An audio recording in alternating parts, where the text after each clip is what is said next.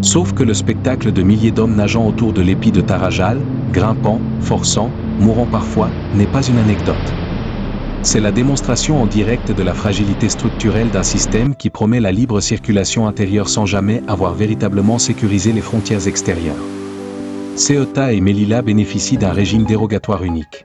Des contrôles à la sortie vers la péninsule. On peut donc entrer illégalement sur le sol européen sans pour autant accéder automatiquement à l'espace de libre circulation. Technique, juridique, rassurant, sur le papier. Dans la réalité, une ville de taille moyenne voit sa population gonfler de plus de 50% en 48 heures. Les services s'effondrent. Les mineurs restent. Et l'on découvre, une fois de plus, que le double filtre dépend largement de la bonne volonté de Rabat et de la capacité de Madrid à renvoyer massivement, souvent de façon expéditive, ceux qui n'ont pas disparu dans la nature ou ne bénéficient pas de protection spéciale. Les responsables européens s'empressent de souligner qu'il n'y a eu aucun mouvement secondaire vers le continent. Tant mieux.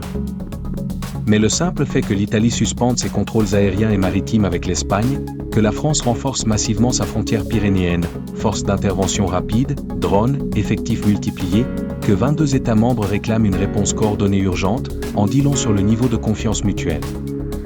Schengen n'est plus un espace de confiance. On le savait avec les routes des Balkans, la Méditerranée centrale, la Manche.